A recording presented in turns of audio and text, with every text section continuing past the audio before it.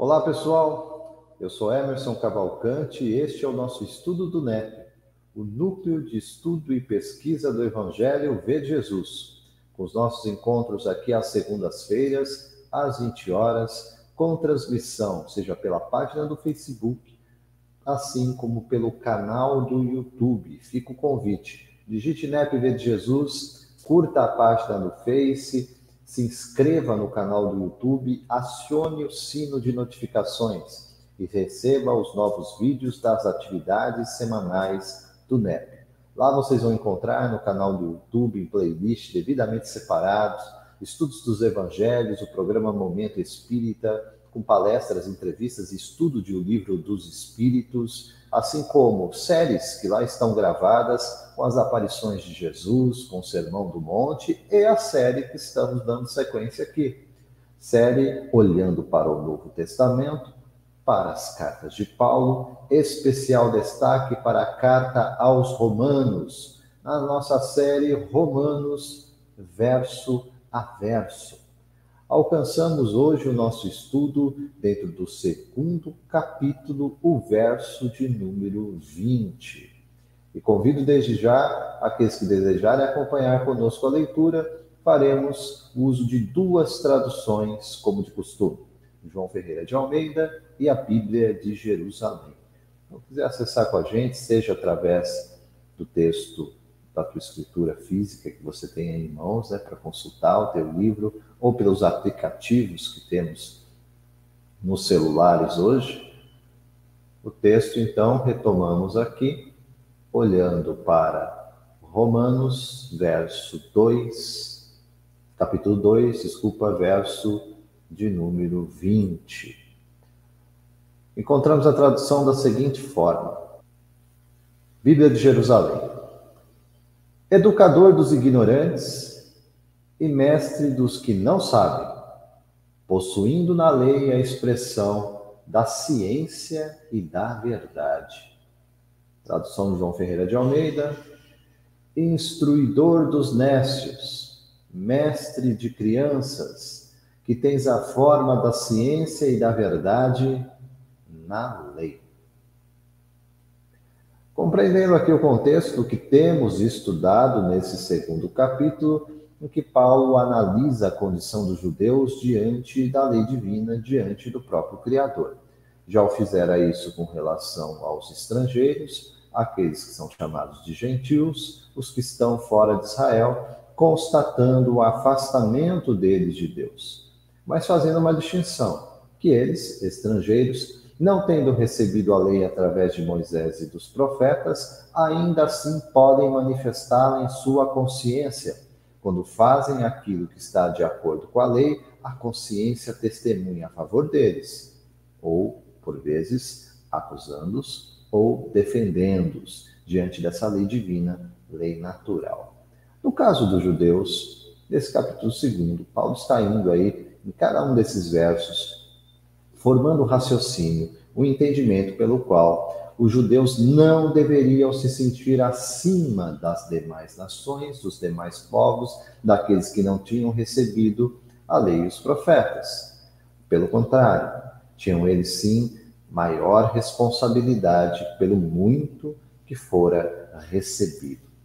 Não diferente, transportando isso para os dias de hoje, a nossa condição. O tanto que já recebemos ao longo dos milênios nos credencia seguramente a ter um outro padrão de mentalidade, a ter um outro tipo de olhar sobre a vida, a de fato promover aquela mudança de mente, que é o sentido original daquele arrependimento a que Jesus tanto fazia menção, assim como os seus apóstolos, quando nos convocava a essa mudança, ao mesmo tempo em que nos solicitava a fé, no sentido da fidelidade, do compromisso com o Evangelho como boa nova, boa notícia, a renovar a nossa presença aqui sobre a terra, numa atitude de novas criaturas, retomando o padrão de Deus, de seus filhos, imagem e semelhança dele. Mas olhando para esse 20º verso do 2º capítulo da Carta aos Romanos, vamos perceber que Paulo está assim, se dirigindo realmente aos judeus, que, tendo recebido a lei, sendo instruídos neles, conhecedores, portanto, desses preceitos, ainda assim não estavam resguardados de desvios, de falhas e de quedas. Pelo contrário, ele afirma que tal qual os judeus, tal qual os gentios, tal qual os estrangeiros, os judeus também estavam sujeitos às mesmas quedas. Embora, voltamos a dizer, a responsabilidade esteja num nível diferenciado. Mas o que Paulo vai instruir aqui, olhando para essa condição, é o fato de que, tendo recebido a lei, e aqui não olhamos mais apenas então somente para o grupo de judeus que compunham a comunidade cristã em Roma há mais de 20 séculos, como já disse inúmeras vezes aqui, era uma comunidade mista, parte judeus, parte estrangeiros, estavam nessa comunidade cristã em Roma, lá no primeiro século da nossa era. Mas olhando para aquilo que de fato já tinham recebido, e Paulo, como um judeu, fala nessa autoridade, como um doutor da lei, né, o doutor Saulo de Tarso, agora Paulo de Tarso, convertido à luz do Evangelho do Cristo, ele está olhando para todo esse arcabouço, esse conjunto de preceitos, de ensinos, de doutrina, tudo que havia sido instruído ao povo de Israel, está dizendo assim, mas despertem para essa realidade. Como pode ser assim? Educadores dos ignorantes, mestre dos que não sabem, possuindo na lei a expressão da ciência e da verdade. Não é pouca coisa. A condição de educadores, a condição de mestres, a condição de detentores do que representa a ciência e a verdade. O alcance disso, no intuito da poderosa mensagem, daquilo que Paulo já declarara, aqui mesmo na carta aos Romanos, de que é o Evangelho como poder de Deus para a salvação, no sentido de libertação de todo aquele que crê, deve nos chamar a atenção para aquilo que de fato é a convocação permanente daquilo que chamamos de lei. Lei.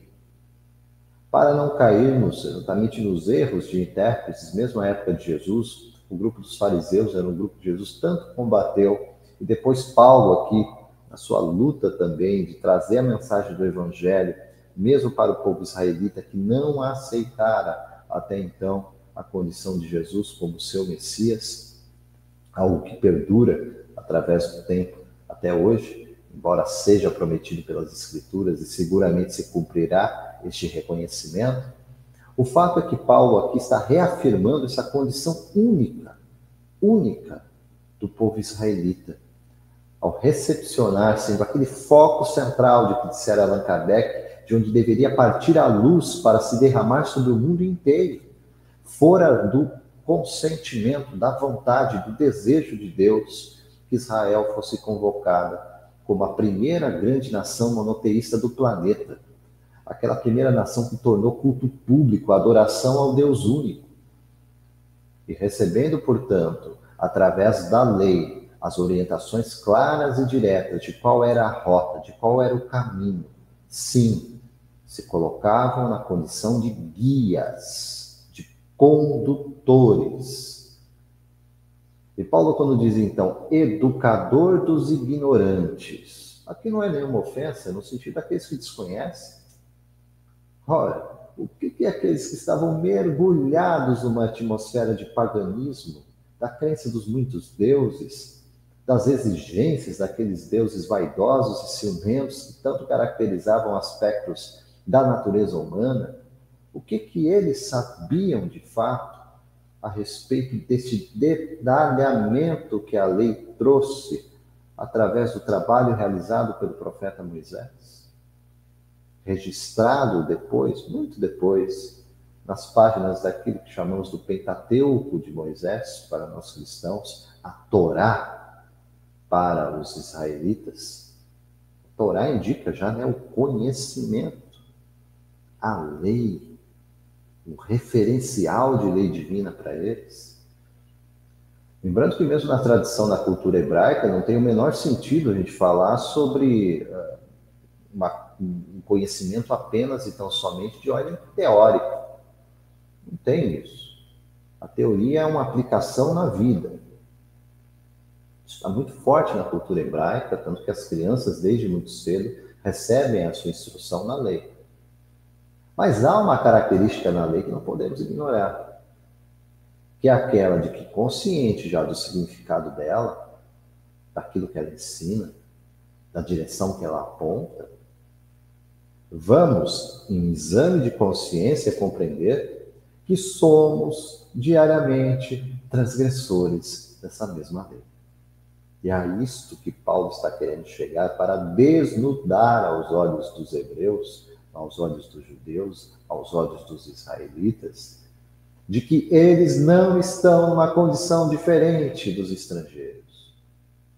Todos, absolutamente todos nós somos necessitados de regeneração.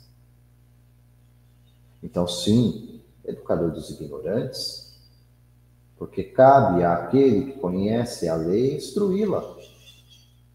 E aqui, já passados os séculos, já com todo o trabalho de implantação do cristianismo no sentido de mensagem do Mestre, nós cristãos devemos nos posicionar na mesma condição. É como se ouvíssemos essas palavras do apóstolo Paulo, não mais circunscrito à comunidade cristã em Roma e aos judeus que lá pertenciam, mas sim todos nós, como sementes de Abraão, como componentes daquela posteridade espiritual que fora prometida ao patriarca, pela fé que temos, pela fé representada de quem é Jesus, daquilo que ele nos traz através de sua vida, da sua obra, dos seus exemplos, do referencial divino da sua presença, da conexão que ele tem com o Pai para nos reconectar com ele. Quando eu entendo essa circunstância que diz respeito à minha relação com a lei, eu devo entender também, e aí já é um olhar, um aspecto aqui de análise a partir do que recebemos no século XIX, a partir dele na codificação espírita com Allan Kardec, qual é a forma que os benfeitores espirituais, os mensageiros do Espírito de Verdade, vão tratar esta lei. Esta que é-se para educar os ignorantes, para que sejamos mestres, ensinadores daqueles que possuindo a lei, tendo a lei, são responsáveis, então, a expressá-la no sentido do que ela é, ciência e verdade. E veja que não é com nenhum orgulho que nós faremos isso. Porque todo aquele que se orgulha de um saber, ainda mais de um saber que não é aplicado de forma convincente em sua vida, é um impostor. E não fora isso que Jesus ensinara, pelo contrário, ele combatera durante toda a sua existência corporal essa condição. Volto a mencionar que o grupo dos fariseus, Jesus bateu de frente tantas e tantas vezes. Mas eu abro o livro dos Espíritos em Allan Kardec e vou observar que no estudo das leis divinas naturais, no livro 3º, Leis Morais, entre as questões 615 e 616, para rememorar, olha lá a conceituação. A pergunta na 615 de Kardec aos benfeitores é: a lei de Deus é eterna? Resposta: ela é eterna e imutável, quanto o próprio Deus. Veja, o caráter de Deus está impresso na sua lei. Ele é eterno? Sim. Ele é imutável? Sim. A sua lei também. Eterna e imutável. Ora, se é eterno e imutável, qual tipo de comparação eu consigo fazer com as imperfeitas leis humanas, que precisam ser alteradas, modificadas, precisam ser, por vezes mesmo, revogadas, porque não estão mais aplicáveis à nossa situação, às nossas necessidades enquanto comunidade? E outras precisam ser criadas, sancionadas, postas em prática, para atender essas mesmas necessidades? Ora, quando expressamos aqui a respeito de uma lei, fora das leis, das ordenanças humanas, estamos falando de fato de uma lei que vem do alto, que é natural no sentido que nasce com aquele que gerou todas as coisas e que, portanto, é a expressão clara, decodificável, assim ele quis, que isso fosse comunicável, inteligível para os seus filhos. Lei divina, lei natural, lei eterna, lei imutável. Questão 616, para reafirmar aqui, Kardec faz a pergunta para traçar o comparativo. Deus prescreveu aos homens em uma época o que lhe proibiu em outra? Resposta: Deus não pode se enganar. Os homens é que são obrigados a mudar suas leis, porque são imperfeitas. As leis de Deus são perfeitas. A harmonia que rege o universo material e o universo moral está fundada sobre as leis que Deus estabeleceu para toda a eternidade. Ora, o que sabemos sobre eternidade? Se na nossa finitude, se no nosso estado aqui de impermanência, nessa condição que é nossa, de mutabilidade, eu sei que absolutamente tudo aqui é transitório. O meu corpo, a minha presença física, os anos vão passando e há naturalmente uma deteriorização de tudo aquilo que é material, de tudo aquilo que é perecível, porque é mortal. Lei divina, natural, repito, eterna e imutável, representante do próprio caráter de Deus. Deus não pode se enganar. Então, aquilo que ele prescreveu no passado permanece valendo para o tempo presente, em todas as épocas, em todas as eras, em todas as culturas. Mas a característica tem que ser de lei divina. Lei divina. Porque se eu for mesmo a Moisés e aos profetas, com especial destaque para o profeta Moisés, eu sei que há leis de natureza diferente ali. Leis cerimoniais, leis religiosas, leis penais para o seu povo, para a sua época, para aquele momento histórico.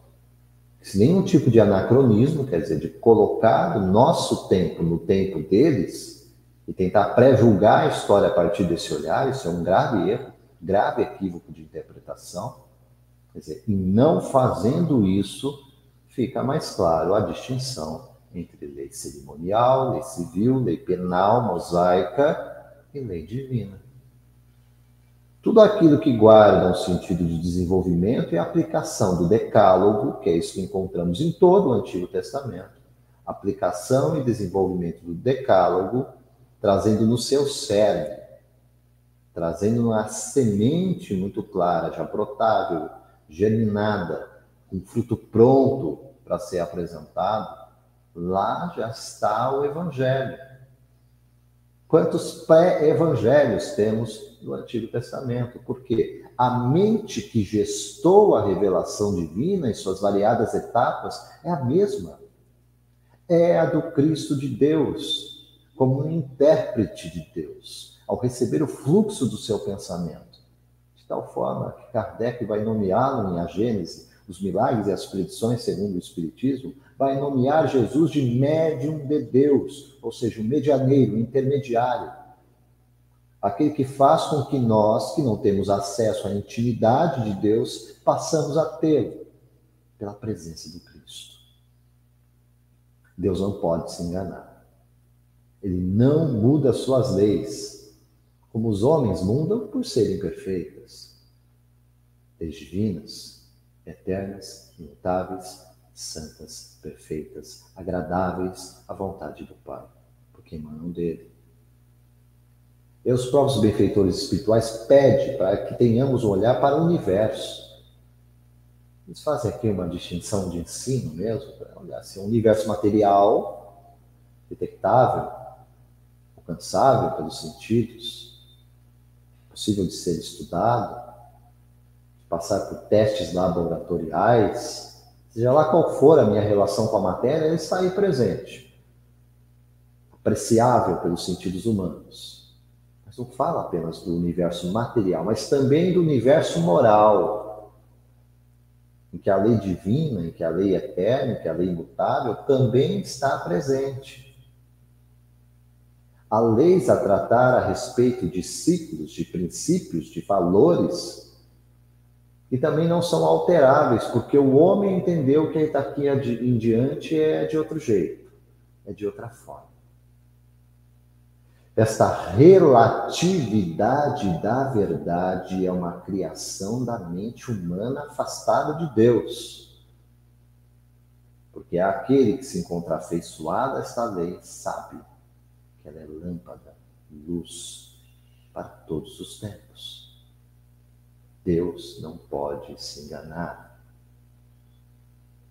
Ensina os benfeitores espirituais, aqui na resposta à questão 616 de O Livro dos Espíritos, para reafirmar para nós que essa harmonia que rege o universo material, o universo moral, está fundada sobre as leis de Deus, que ele estabeleceu para toda a eternidade. Toda a eternidade. E essa mesma lei,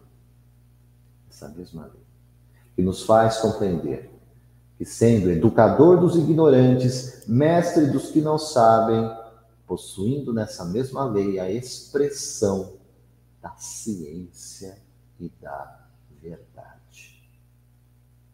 Conhecimento que deve ser aplicado, porque é conhecimento aplicado que muda e altera a mentalidade. Mentalidade altera a condição e a frequência dos pensamentos. Os nossos pensamentos vão gestar as nossas emoções e as nossas ações. E as nossas emoções e as nossas ações terão influência sobre nós e sobre os outros em nossos relacionamentos. Portanto, a harmonia em um outro e novo estado de regeneração dos costumes, desses mesmos pensamentos e dessas mesmas ações, depende, sobretudo, do nosso alinhamento, não só no entendimento, mas do nosso alinhamento, no sentido de que a consciência esteja comprometida e afinizada com a lei eterna, imutável, lei divina, lei natural. Educador dos ignorantes, mestre dos que não sabem, possuindo na lei, nesta, divina, a expressão da ciência e da verdade. Amados, essas foram as nossas reflexões em torno do segundo capítulo da carta de Paulo aos Romanos, verso de número 20. Convido você, se assim desejar, comente, sobretudo compartilhe, leve adiante a mensagem do Evangelho do Mestre à luz sobre a ótica da doutrina consoladora. Convido mais uma vez pelas redes sociais, seja pela página do Facebook, seja pelo canal do YouTube. Basta você curtir ou no canal do YouTube você se inscreve, aciona o sino de notificações para receber os novos vídeos das nossas atividades semanais do Núcleo de Estudo e Pesquisa do Evangelho, o V de Jesus. Eu sou Emerson Oliveira Cavalcante e deixo aqui os meus votos de paz, luz e sabedoria. Até a próxima segunda-feira, às 20 horas, aqui do nosso Estudo do NEP. Que Deus nos abençoe. Até a próxima. Até breve.